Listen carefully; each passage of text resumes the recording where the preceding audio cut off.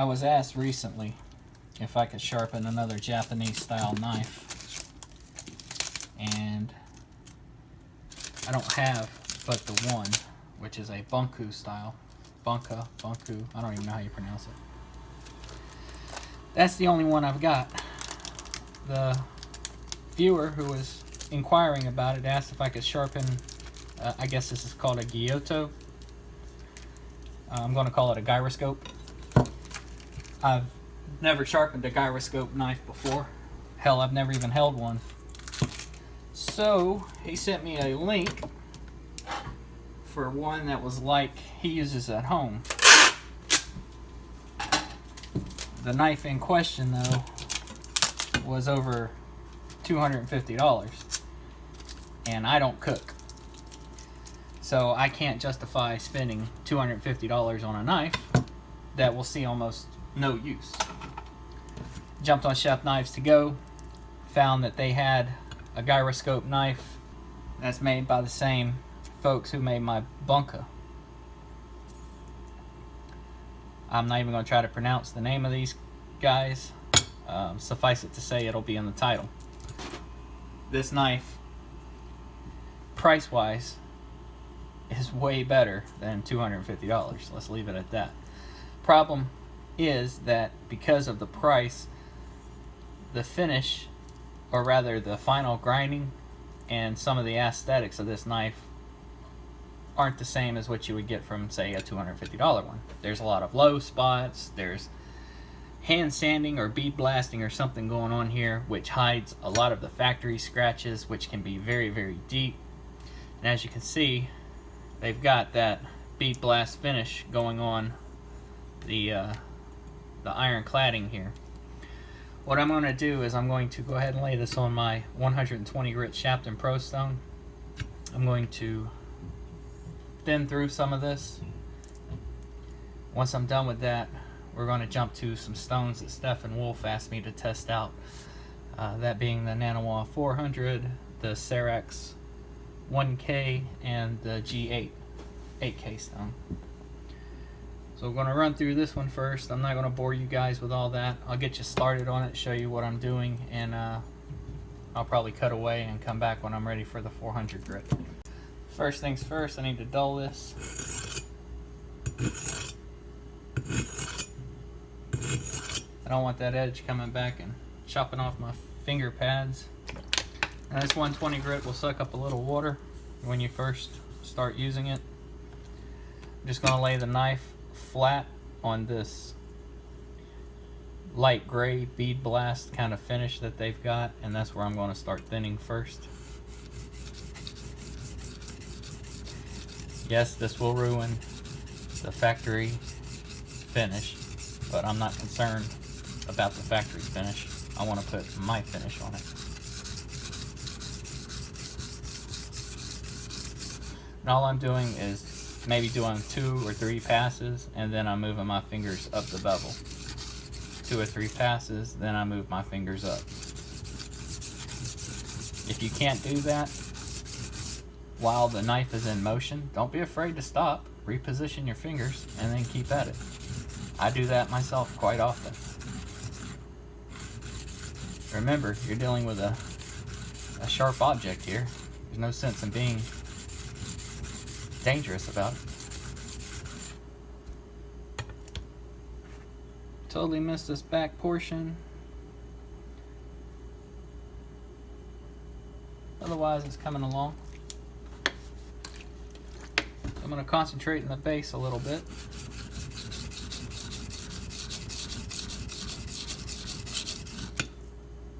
I'm still missing that portion, which means that's a low spot. They probably had the knife on the grinder or something cocked up at an angle. I'm not going to do that. What I'm going to have to do is just grind down to it. So I'm going to put pressure in front and directly on top of that area.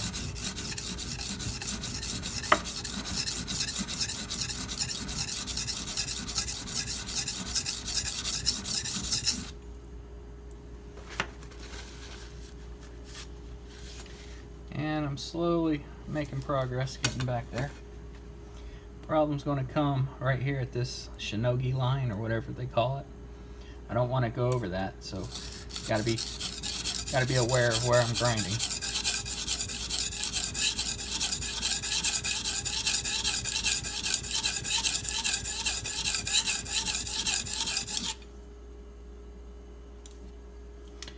And I don't know if you can see this, but there are some hidden factory scratches back there. I see why they ground it the way they did, because they were hiding that. I think you guys see what I'm doing here. I'm not going to bore you to death with this whole process. I'll pick back up with you when I've reached the 400 grit stone. I'm pretty much finished with the 120 stone. I just want to show you guys some of the hidden problems I came across as I was sharpening this. So this is looking okay. You can see there's a low spot right here compared to the rest of the bevel. It doesn't follow a straight line. It has a big old wave. Not really a big deal, but right here is another low spot. I actually tried to thin down into that to get to it, but it's just a little too low, and if I do so, I'm going to take off material from the edge, and I don't want to do that. Now the other side, a lot of stuff was exposed. Right here you got some really nasty cat scratches from factory, and as you go up the bevel you can see more, and these are actually in a pretty low spot also. I can't quite reach them yet, and it's going to require taking off too much metal to get to them in the first sharpening. I'm going to let them ride for now, and as I go about sharpening this knife, I'll eventually get down to them. I did put tape around the handle because this generates a lot of metal swarf, and that will stain these handles. You can get it out with a Brillo pad and a little soap, but I don't want to have to go through that whole process. Better to just tape it, avoid the problem altogether from the start. Now of course I've got 120 grit scratches in the bevel now, and this Naniwa stone is only 400 grit.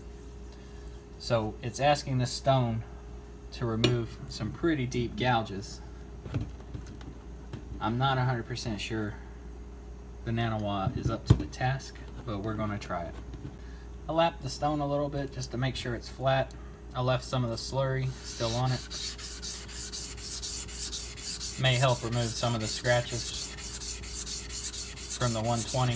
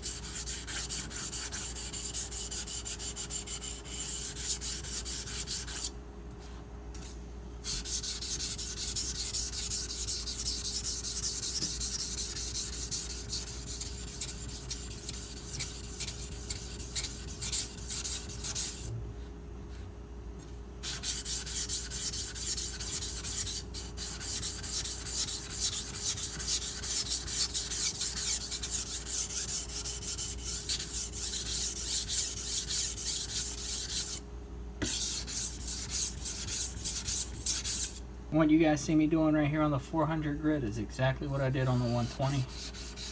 Nothing different.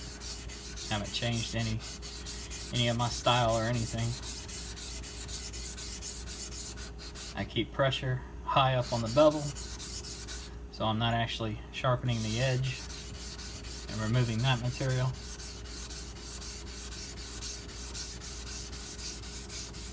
When I get to the tip, I am doing just the just the slightest amount of lift, and I am curving with the blade.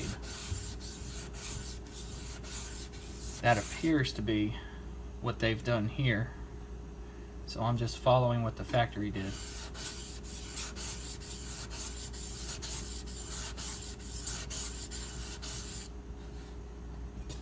Same thing on this side. I start with pressure down at the heel, high up. You see my finger placement here. It's not actually on the edge. It's on this main flat here. And as I go down the knife, I just move my fingers.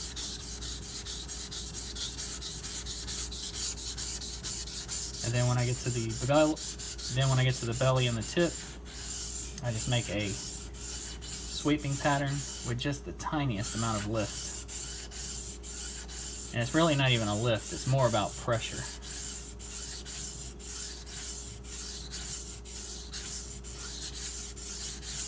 Then when I do these full strokes, I just kind of let the knife do its own thing. I just hang on for the ride.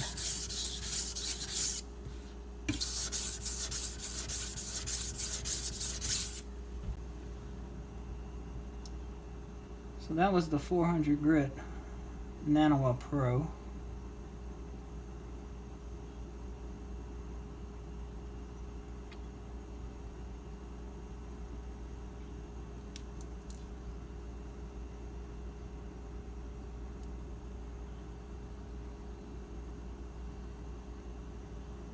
And this is my 1000 grit Cerax, Suehiro Cerax. Now mine is a combo stone, it's a 1K, 6K. That means it's going to be a little small, but we can work with this. This isn't a problem. Like the other two, nothing's going to change. Keeping my fingers high, just going back and forth. Now this stone is kind of soft, very friable. It should readily create a mud, which will, if I'm lucky, help remove the scratch patterns of that 400 grit stone. When you've got a wide bevel like this, the scratches can be more difficult to get out because you're dealing with a larger surface area. And unless you're on a friable stone, you have to apply more pressure. The nice thing about being on a friable stone, well, it's constantly releasing new abrasives, so you don't have to put so much pressure down.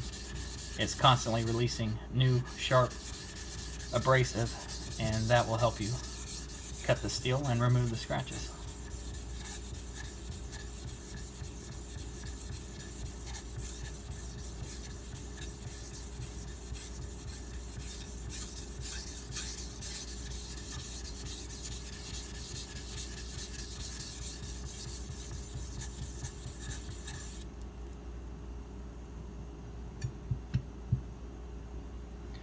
Give it a nice hazy finish.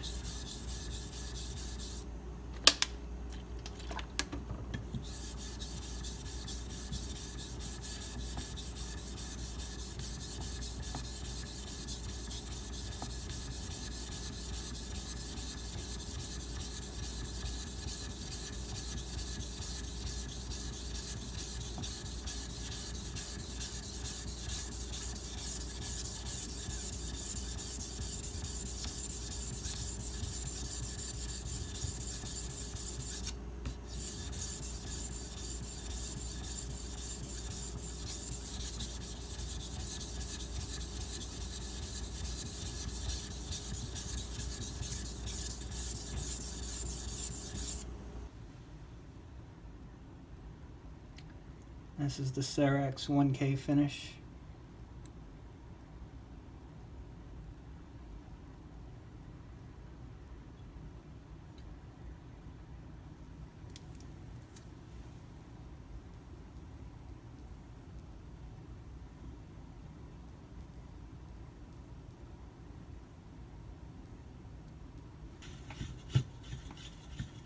I am going to generate a slurry on this stone. This is my Suehiro G8. It responds a lot better and feels a lot smoother. when it has some slurry on top.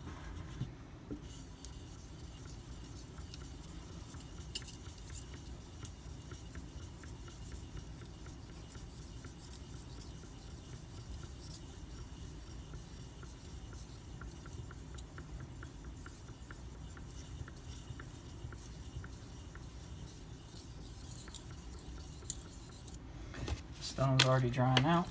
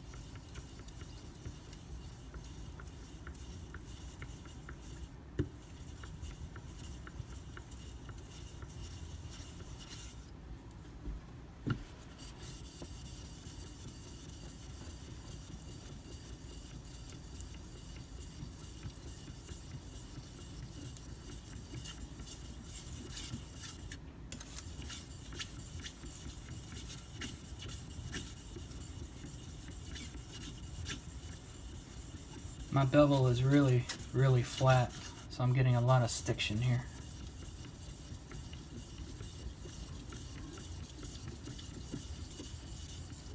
It's causing me to fall over onto the iron cladding.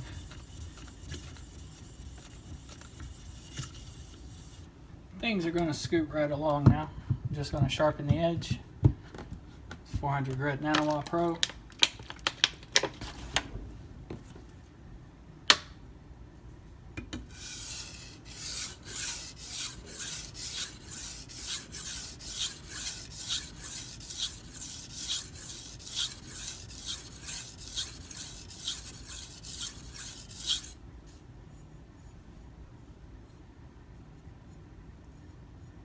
Got a burr up here,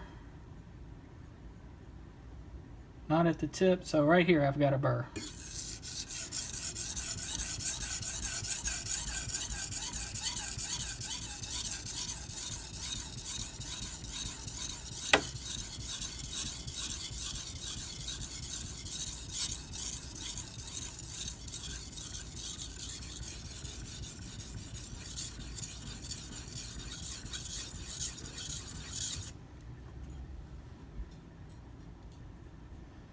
Got a burr across the whole edge. I'm going to switch sides.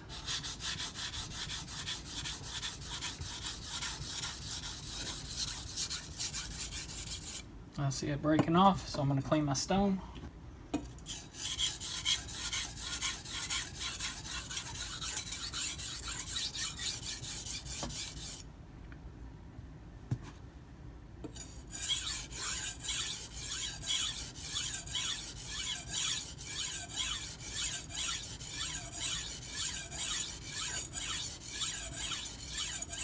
That is one thing about these Japanese knives, the burrs just pop right off. So I've got a burr on this side.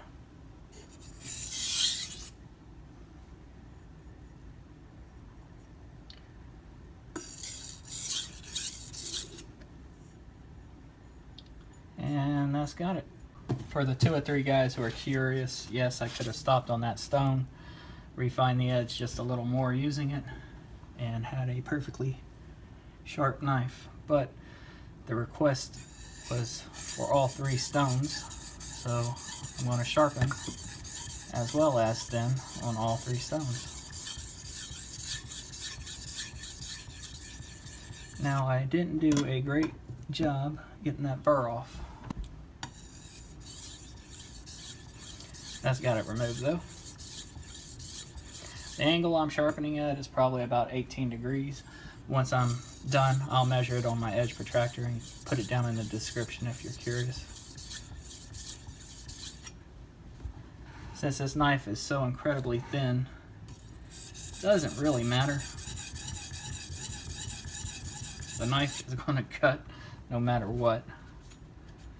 I don't even have to put an edge on it. It's going to cut, I promise.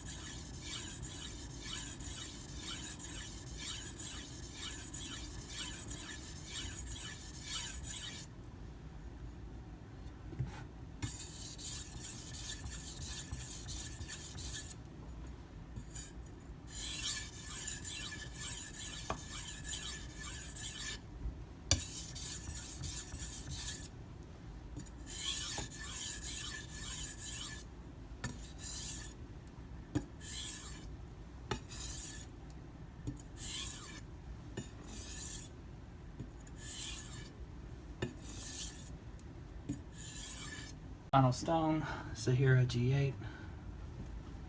I did not mention previously, this is silicon carbide. Not that it matters.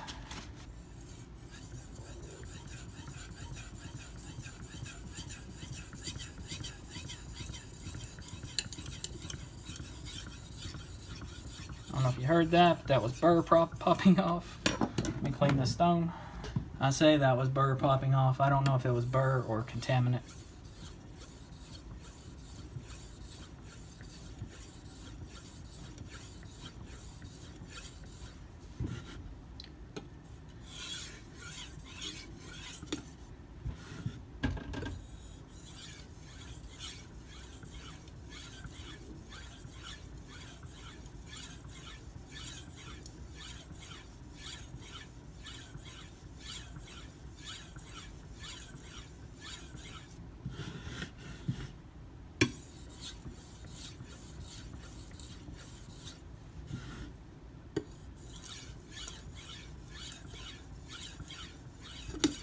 Shit.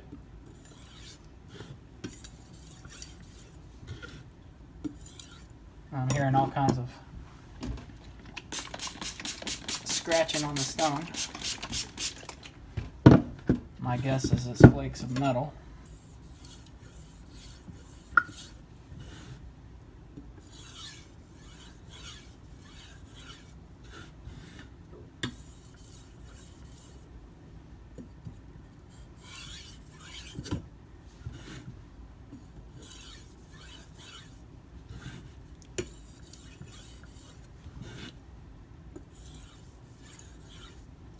Just not hitting my angle right unless I'm turning the stone.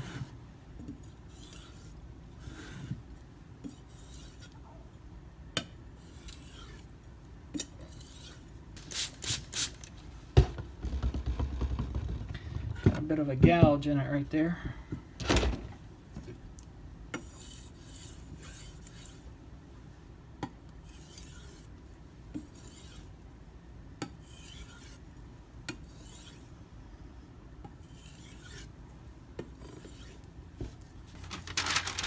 This is straight off the stones, no stropping.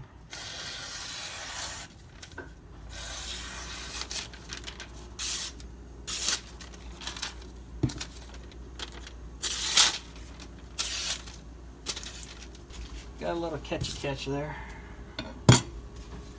Might have a little bit of a burr still. As quickly as they were popping off, I don't know.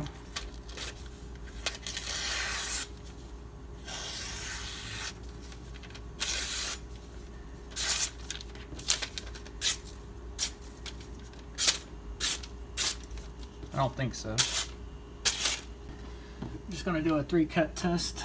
I know Mr. Cliff Stamp likes to see at least 10 cuts before the average can really be taken seriously, but this Bess test media is freaking expensive. Taking 10 cuts per knife, I'll run out of this stuff quickly and have to keep I don't know, 2 or 3 rolls on hand at all times. $25 a pop. That's just not realistic. Now, rumor around the water cooler is there is a fishing line that gives you similar results to this Bess media, and if it's cheaper, that might be a viable option. This is my final test. So the final result came out to 64, basically. That's not too shabby. Now, the whole reason for the Japanese natural stones is to create that hazy finish on these knives. And as you can see, I got a pretty bright luster going on the core steel, but my cladding steel is not very hazy. And I discovered it really doesn't matter, because as soon as you cut into stuff, it's going to patina. So to help that process along, I'm going to cut an apple.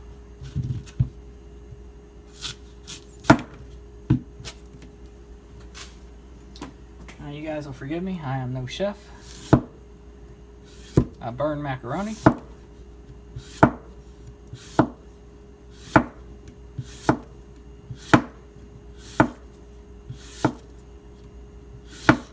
fuck hot dogs up.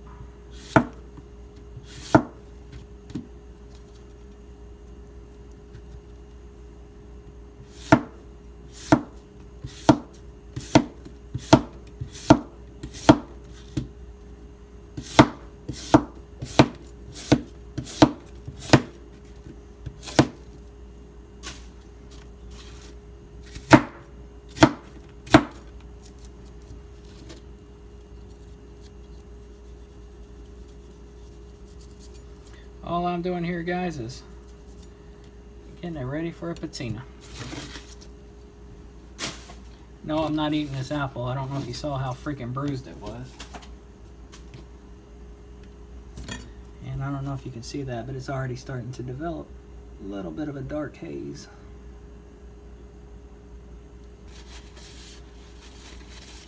I'm gonna wipe it down. And I stick it inside a cup full of rice. The reason I do that is it draws any moisture out that may be present in the knife. And when I come back to this tomorrow, it should have a pretty nice patina. Similar to my bunku.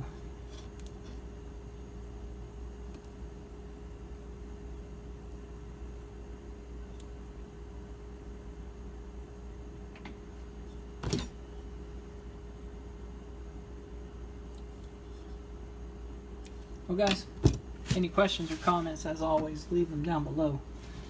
I appreciate you watching. Y'all have a good one.